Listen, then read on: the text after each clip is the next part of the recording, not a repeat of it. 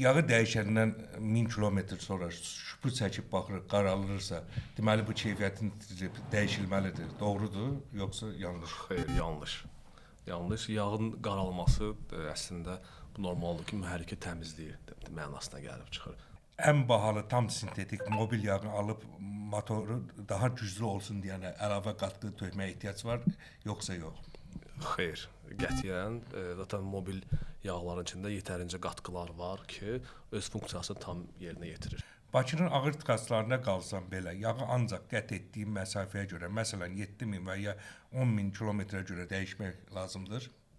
Yanlışdır. O tıxaclar mütləq şəkildə nəzərə alınmalıdır. Trasda qəflədən yağ azalanda, bağajda eyni markada yağ olmadığı üçün eyni özlükdə başqa bir keyfiyyətli birinin yağını əlavə etmək olar, evə sürməyə, evə çatmaq üçün də. Bəli, olar, problem yoxdur.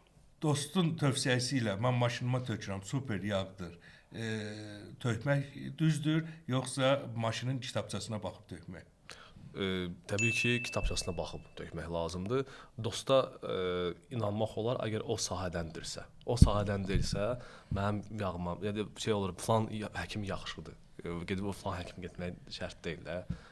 Düzgün həkim seçmək lazımdır. Yay gəldi, Bakıda hava 40 dərəcədir. 5-30 su kimi olacaq, durudur. Onu dəyişib 10-40 keçmək doğrudur, yoxsa yanlış? Qəti şəkildə yanlışdır.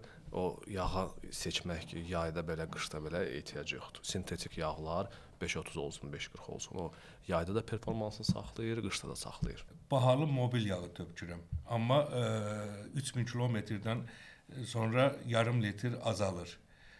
Ucuz yağ tökürdüm, azalmırdı. Bu nə əsasdır? Belə bir şey olur? Bəli, o elə hallarla rastlaşırıq. Bu bəli yoxsa yoxdur, amma belə hallarla rastlaşırıq.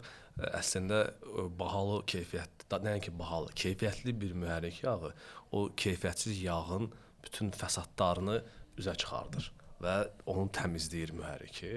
Ona görə azalma baş verə bilər. Ona yaşıl bayraqdır. Bəli, yaşıl bayraqdır.